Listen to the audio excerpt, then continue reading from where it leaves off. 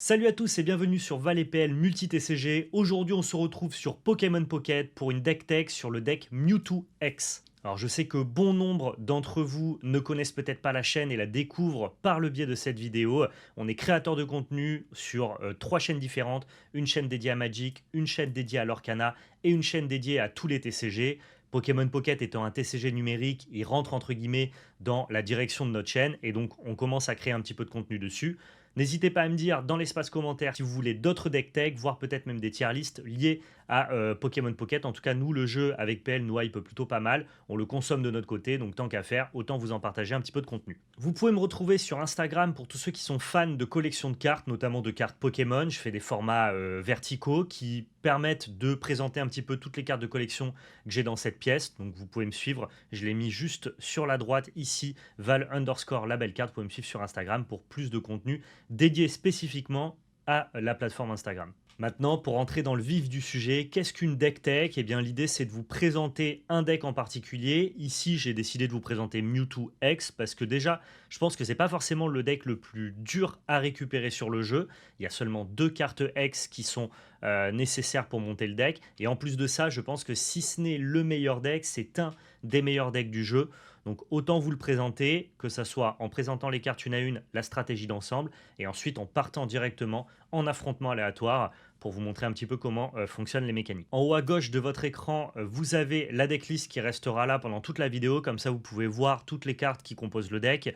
Le deck est composé de 20 cartes, vous pouvez jouer chaque carte en deux exemplaires, mais certaines sont présentes seulement en un exemplaire ici. Commençons par le plan de jeu du deck Mewtwo X. Pour le coup, c'est un plan de jeu qui est assez simple. Il y a des decks qui sont un peu plus complexes, qui vont nécessiter d'avoir plus de setup. Ici, on veut juste synergiser autour de la carte Mewtwo X, c'est-à-dire être capable de lui charger le plus d'énergie possible pour pouvoir ensuite utiliser sa meilleure attaque qui est la Psychoforce.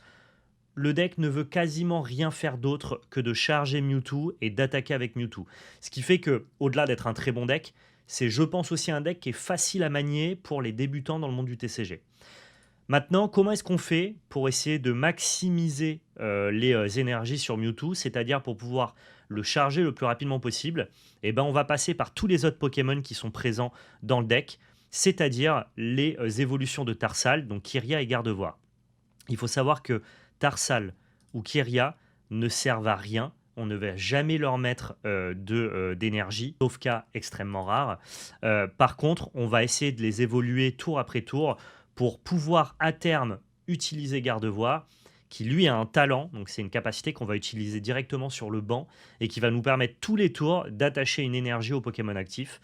Et donc ça va être très intéressant parce que déjà, ça va nous permettre d'arriver plus rapidement à l'attaque Psychoforce sur Mewtwo, mais surtout quand on va utiliser l'attaque Psychoforce et qu'on va perdre deux énergies, eh bien dès le tour d'après, en utilisant l'énergie qu'on a gratuitement tous les tours, plus l'effet de Gardevoir, on va être capable de réutiliser l'attaque Psychoforce.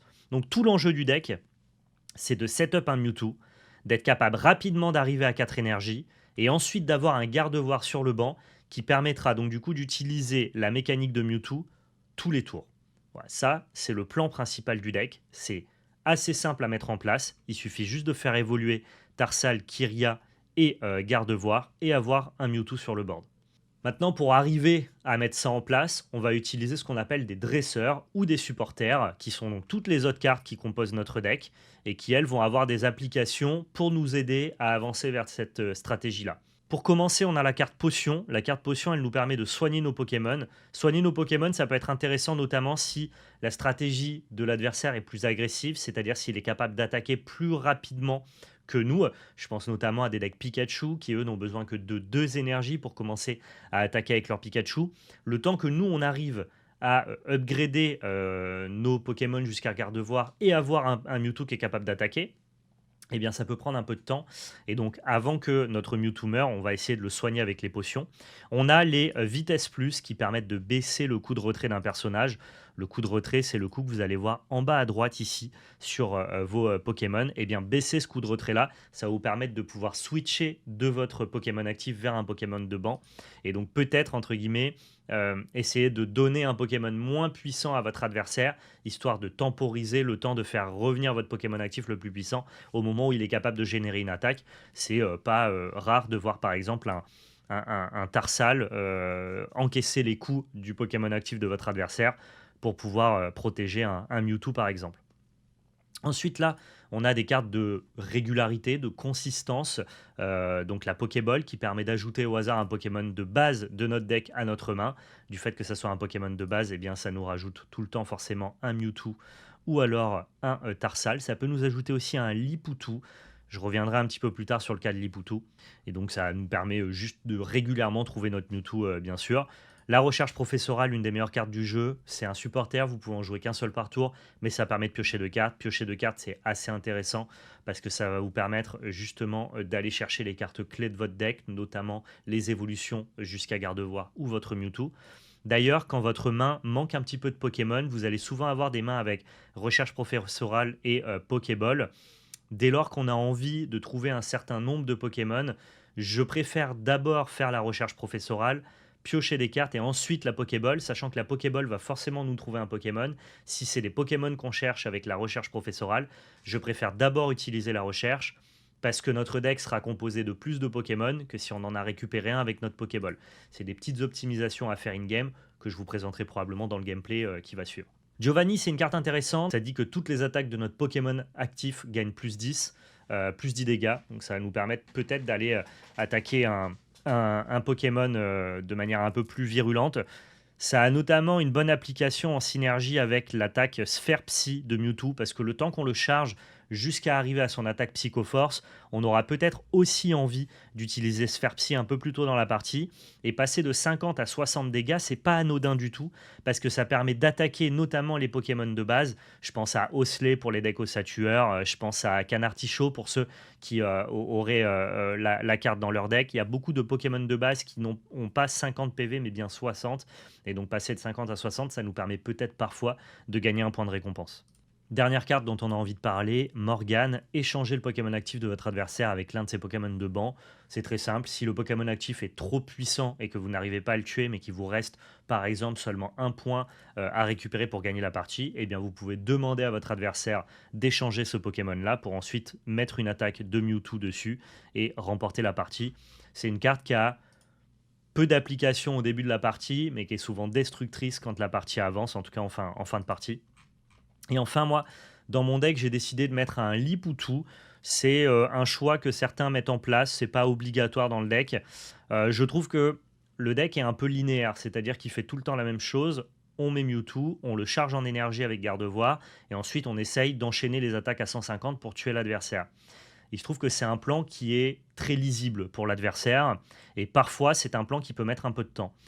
Ça peut être intéressant d'avoir ce qu'on appelle un boss monster supplémentaire. Le boss monster, c'est le Pokémon avec lequel vous allez attaquer. C'est un terme qui est emprunté notamment à Yu-Gi-Oh! Eh bien, ça peut être intéressant d'en avoir un de plus que les deux Mewtwo qu'on a en la présence de Liputu, qui est capable, avec relativement peu d'énergie, d'infliger un certain nombre de dégâts au Pokémon adverse. 30 plus 20 pour chaque énergie attachée au Pokémon actif. Si le Pokémon actif de l'adversaire a 3-4 énergies qui lui est attachée, ça peut commencer à mettre beaucoup de dégâts pour seulement 2 énergies. En plus de ça, il a 80 PV, donc c'est un personnage qui tank relativement bien avec un coup de retraite de 1. Ça peut être utile en début de partie de proposer Liputu face aux attaques adverses, le temps de pouvoir charger notre Mewtwo. Et si jamais nos deux Mewtwo venaient à mourir, et bien dans ce cas-là, on a un Pokémon supplémentaire qui peut servir de très bon attaquant.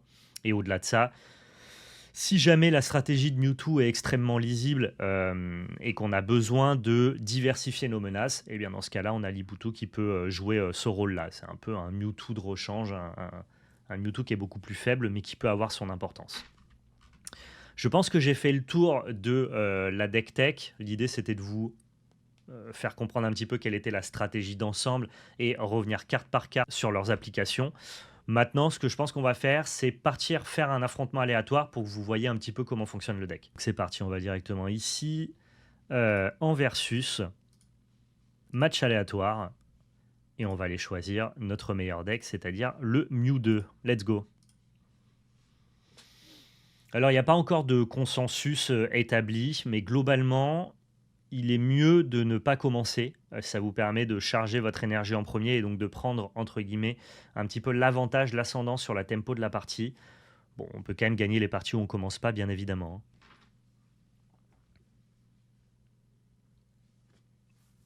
Donc là, on a la main, on n'est pas forcément du coup très avantagé. Ici, on a trouvé notre Mewtwo et un Tarsa. On va développer un Mewtwo directement sur le banc actif parce qu'il a beaucoup de PV, donc il va pouvoir tanker beaucoup d'attaques.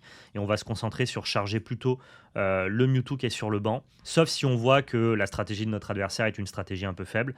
Et on va développer directement Tarsal parce que c'est ce Pokémon-là qu'on a envie de faire évoluer pour charger notre Mewtwo. Je vois qu'on joue un mirror match et je vois que notre adversaire a beaucoup dépensé d'argent de par ce Mewtwo magnifique et ses d'autres cartes. Ok. Donc c'est lui malheureusement qui va charger en premier ses énergies, donc il va être le premier attaquant. Je peux malheureusement rien faire ici, donc on va passer le tour. Très joli le terrain ici. Donc là, il a été trouvé ou un autre Mewtwo ou un Tarsal. Peut-être un Liputu si jamais il le joue. C'est vrai que c'est un défaut d'avoir Liputu dans le jeu, c'est que sur Pokéball, tu peux le trouver à la place de ton Mewtwo. Ça reste mineur, mais c'est aussi un jeu d'optimisation. Donc il faut quand même le prendre en compte. Déjà, c'est sûr, on va d'abord prendre de l'information. Avant de jouer la suite de votre tour, prenez toujours de l'information pour savoir, entre guillemets, ce que vous allez faire. Et donc, recherche professorale, c'est une bonne carte à jouer directement. Ok, on sait qu'on a Gardevoir, donc on va pouvoir directement évoluer Kyria. L'avantage, c'est que lui, on voit qu'il n'a pas de Tarsal et donc de boucle pour monter à Gardevoir, ce qui fait qu'on devrait être capable peut-être de débloquer les attaques de Mewtwo avant celles de l'adversaire. Et donc au-delà, enfin en prenant en compte ce facteur-là, je vais plutôt développer mon énergie sur mon Mewtwo actif pour essayer d'attaquer vraiment le plus rapidement possible, plutôt que sur le Mewtwo qui est sur le banc. En fait, si on faisait une sortie égale, je préférerais charger un Mewtwo qui aurait conservé ses PV. Mais vu que je suis capable peut-être de contrebalancer le fait de ne pas avoir commencé par le fait que j'aurais accès à Gardevoir avant lui, dans ce cas-là, je vais plutôt charger mon Pokémon actif. Je rentre un petit peu dans les détails. L'idée, c'est vraiment de vous montrer toute la richesse et la profondeur de gameplay que peut avoir ce jeu, quand bien même il est assez simpliste dans ses mécaniques et que le jeu n'est pas extrêmement profond. Il vient de sortir, il n'y a que quelques cartes qui sont disponibles. Mais il y a quand même tout un enjeu très macro. C'est un jeu qui, à la différence des autres TCG, n'a pas de micro, donc de décision, entre guillemets, d'optimisation de play, de séquencing de cartes. C'est pas trop encore la force du jeu. Par contre, en termes de vision macro, c'est-à-dire le rythme de la partie, il y a vraiment une dimension très échec, quoi, qui fonctionne plutôt bien. Donc là, Gardevoir directement. On va utiliser Ombre Psy, ce qui fait que moi, dès le tour d'après, je vais pouvoir tuer son Mewtwo. Alors que lui n'en sera pas capable parce qu'il ne peut pas setup Gardevoir le tour d'après. J'aurais pu d'ailleurs, là c'est peut-être une erreur, j'aurais pu prendre plutôt cette énergie et la mettre sur ce Mewtwo là, parce que le tour d'après, dans tous les cas, j'aurai l'énergie de Gardevoir, ça changera pas grand chose, je pourrais setup l'énergie le tour d'après sur ce Mewtwo, mais admettons qu'il trouve un moyen de le tuer par pour je ne sais quelle raison, on pourrait être puni d'avoir fait ça comme ça. Je vais pas utiliser ma potion, puisque dans tous les cas, il me met 50 ou 150, donc du coup, elle n'a pas du tout d'application ici. C'est important de ne pas jouer vos cartes dans le vent. Si vous n'avez pas d'utilité à jouer vos cartes, ne les jouez pas. Et inversement, si vous craignez que votre adversaire joue des drapeaux rouges, jouez vos cartes pour essayer de vider votre main. C'est un peu un équilibre à trouver, essayer de lire le jeu de l'adversaire. C'est là où le jeu devient un peu riche, finalement.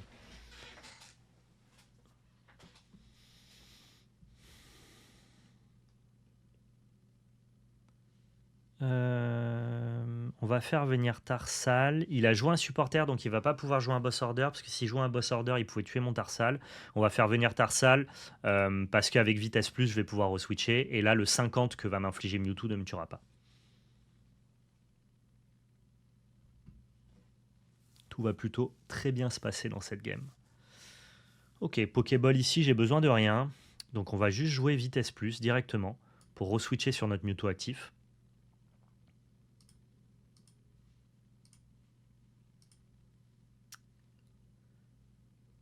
Ici, on va faire la capacité de Gardevoir. Faire attention, Gardevoir ne charge que le Pokémon actif, donc il n'aurait pas pu charger un autre Mewtwo. Je vais commencer à charger mon deuxième Mewtwo dans le cas où quelque chose se passerait mal. Et puis ici, bah pareil, hein, on est parti sur Psychoforce, on tue le Mewtwo adverse, et là normalement on devrait avoir pris un large ascendant sur la partie, parce que lui se retrouve avec un Mewtwo qui n'est pas chargé, et du coup qui ne pourra pas tuer mon propre Mewtwo. Et moi, dès le tour d'après, grâce à Gardevoir qui me génère tout le temps de l'énergie, je vais pouvoir réattaquer. Je pense qu'ici c'est échec et mat pour l'adversaire. Et vous voyez, pourtant, on n'a pas commencé la partie, on n'a pas chargé en premier notre énergie, mais de par le fait qu'on a trouvé Gardevoir avant lui, on a pu, entre guillemets, optimiser ça. Si on avait trouvé Gardevoir au même moment et qu'il avait pu commencer à attaquer, eh bien j'aurais adopté une autre stratégie en chargeant plutôt le Mewtwo de mon banc pour pouvoir donner ce Mewtwo-là le temps de charger l'autre et ensuite essayer de retourner la situation.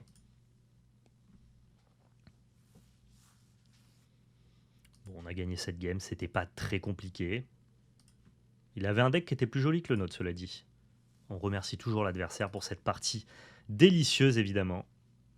Et on est reparti. Hein. On en remet une petite.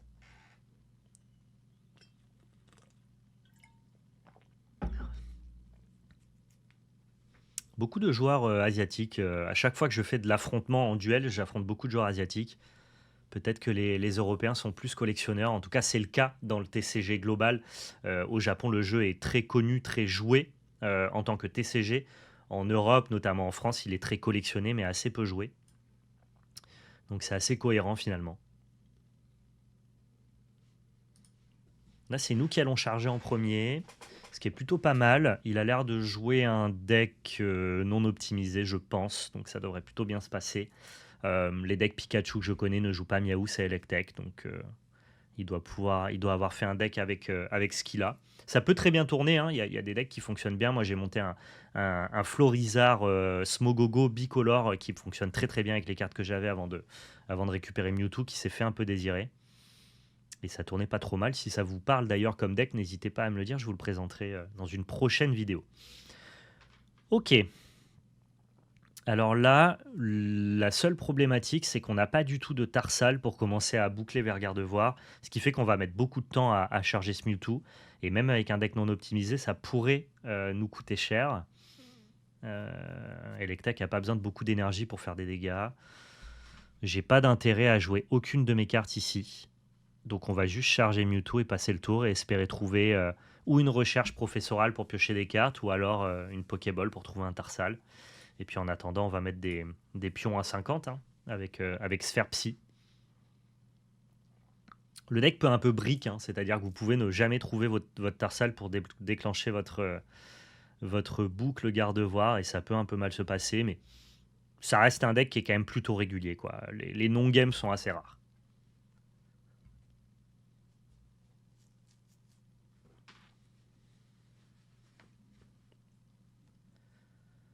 On va pas réussir à le tuer avant qu'il nous fasse une attaque point éclair, mais on pourra un peu se soigner. On a trouvé un Tarsal, ce qui n'est pas la plus mauvaise draw. Ça va nous permettre de commencer à lancer les hostilités. J'aurais préféré trouver les supports d'évolution, donc Kyria et Gardevoir, parce que Tarsal, j'aurais pu le fetcher avec une Pokéball. Fetcher, c'est un terme qui veut dire chercher dans votre deck. C'est des termes de TCG. Quelle est sa résistance, enfin sa faiblesse, pardon. Ok, donc ça sert à rien que je fasse un Giovanni dessus. Je crois qu'on va juste taper à 50. Et on va juste encaisser le point éclair de Electek. Hein. C'est 40 plus 20 ou plus... non, 40 plus 40 s'il fait face. Sinon, il s'inflige 20 dégâts. Et dans ce cas-là, il meurt. Ce qui me ferait gagner un point un peu gratuit. What ? Pourquoi il n'a pas chargé son Electek ? Ah, recherche professorale, c'est très bien. Avant de prendre la moindre décision, on va chercher des petites cartes. On a un deuxième Mewtwo. Alors là, vu la puissance de ces Pokémon, je crois bien que monter à 4 énergies, de toute façon, tant qu'on n'a pas la boucle Gardevoir, ça ne sert à rien de montrer à 4 énergies, parce que dès lors que vous allez faire l'attaque une fois, derrière, vous allez devoir attendre 2 tours pour pouvoir la refaire. Donc tant qu'on n'a pas Gardevoir, je suis plutôt enclin à charger le deuxième Mewtwo, qui me permettra, si jamais celui-là se fait gérer, de pouvoir proposer des attaques à 50. Et en vrai, 50, ça reste suffisant hein, pour l'instant, pour ce qu'il nous propose. Hein.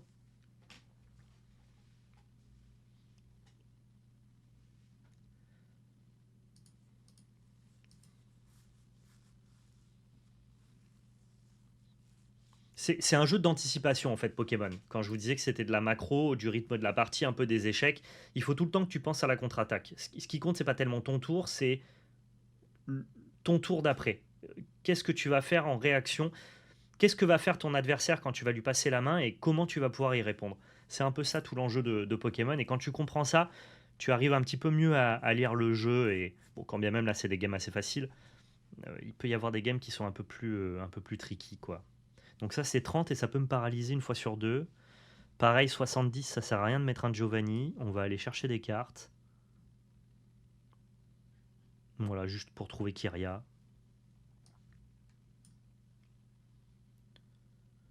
J'ai aucun intérêt ici à mettre une potion. Je regarde s'il peut pas mettre 120 quelque part. Non, je crois pas.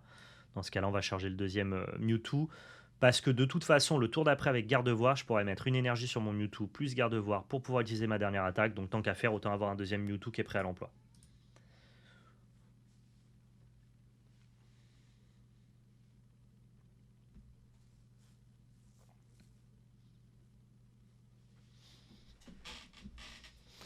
Le jeu est vraiment édulcoré avec des règles simples, mais en même temps, vu que c'est une application mobile, je pense que le jeu avait besoin de se consommer comme un TCG de poche, donc une version très simple d'accès avec des règles très simples, avec moins de Pokémon à gérer, des situations plus faciles. À ce titre-là, le jeu fonctionne bien, quoi. Alors oui, pour les adorateurs de TCG, ceux qui jouent à plein de TCG, on trouve le jeu relativement peu profond pour l'instant, mais c'est un début, hein, c'est le premier set. Ça me choque pas plus que ça que pour l'instant on est un gameplay assez simpliste. Et encore une fois, il y a certaines games où si vous vous plantez, vous allez la perdre, hein. Il y a certaines games qui sont pas du tout... que les gens ont tendance à dire que le jeu est un peu résolu à celui qui commence ou alors au match-up selon le deck que tu joues. Je suis pas tout à fait d'accord, hein. Il y a quand même une certaine richesse, une certaine profondeur. Il y a quelques games où si tu fais de la merde, tu vas perdre une game que tu pourrais gagner, quoi. Ok, paralysé. Qu'est-ce que ça raconte de mon Pokémon, le fait qu'il soit paralysé? Ça n'a pas les roufs, hein, dit comme ça, hein. Ouais, ça veut dire qu'il peut pas attaquer. Euh, je peux double vitesse pour faire venir Mewtwo. C'est ce qu'on va faire, je crois. On va tuer directement. On peut cumuler les effets de dresseur, hein, ce qui n'est pas le cas pour les supporters. On peut en jouer qu'un par tour. Mais là, on va demander à... Ah non, paralysé, ça l'empêche même de battre en retraite. Ah oui, bon. Alors, du coup, j'ai fait de la merde. Ça, c'est le genre d'erreur qui peut me faire perdre la partie. Vous voyez, on en parlait. On va juste se soigner dans ce cas-là. On va juste se soigner. Est-ce que la potion, ça enlève les effets de paralysie? Non. Ok, bon bah. On va juste attendre le tour d'après pour tuer, c'est pas très très grave. Il a 0 points. Ça devrait plutôt bien se passer. Ah, je pensais qu'un Pokémon paralysé pouvait battre en retraite, ce qui m'aurait permis de setup mon Mewtwo qui était sur le banc, de lui ajouter une énergie plus l'énergie de Gardevoir et de tuer directement Watapic. Mais ma méconnaissance du jeu a failli me punir. Il a joué un Zapdos. Zapdos, ça peut faire 200 dégâts, hein, mais il est très très loin de l'avoir setup.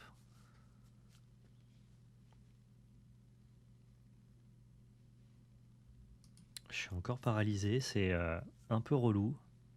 Est-ce que Watapic peut aller au bout de cette game? Ça serait quand même étonnant. Ça serait plutôt étonnant.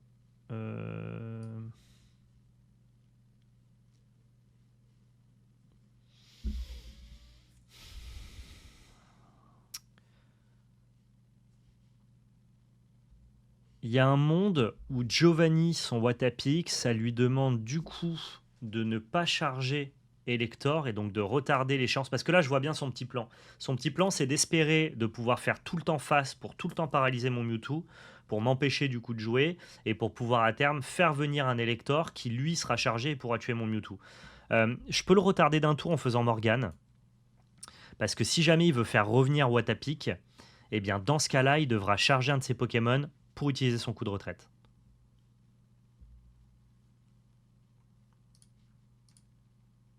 On n'a pas de limite d'énergie, donc autant toutes les cumuler, hein, ça c'est pas gênant. Je vais quand même aller fetcher peut-être un Liputu. Ouais. Et on va le déposer au cas où, si jamais ça venait à très mal tourner. Alors je vois pas comment ça peut mal tourner avec un deuxième Mewtwo chargé, mais enfin bon, on va voir. Et ici, pareil, je vois pas comment il me fait son attaque, mais je me trompe peut-être. Est-ce qu'il y a un dresseur qui permet de rajouter une énergie? Non, voilà, c'est ça. Il a été obligé du coup. C'est exactement ce que je pensais. Il va me refaire sa boucle de paralysie. Mais du coup, il a perdu un tour de recharge sur Elector, ce qui, moi, du coup, me donne un tour de plus pour espérer qu'il fail sur son lancer de pièces. C'est bon. C'est bon, il a échoué. C'est tout bon pour moi. Ici, on va pas le faire patienter plus longtemps. On va juste le tuer.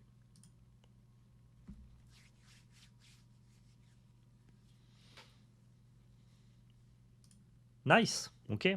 On en a un peu plus chié que prévu à cause de ce Watapic. Ah, Mewtwo, évidemment, le boss. Hein. Mewtwo qui a gagné le GOAT, une de mes cartes préférées du jeu, avec Smogogo. Ah, Smogogo, si vous n'avez pas joué avec Smogogo, vous savez pas pourquoi, mais le deck avec le supporter Koga et Smogogo, ça régale. J'espère que ça vous a été utile. J'espère que pour tous ceux qui débutent le TCG Pokémon et notamment Pokémon Pocket, vous avez un petit peu mieux compris comment on jouait au jeu et comment fonctionne ce deck Mewtwo. N'hésitez pas à me dire dans l'espace commentaire si jamais vous avez pris en main le deck, si jamais vous gagnez avec, si jamais vous avez peut-être appris des choses en regardant cette vidéo. Merci à tous de l'avoir regardé, prenez soin de vous et surtout n'oubliez pas, c'était de la belle magie. Ciao tout le monde!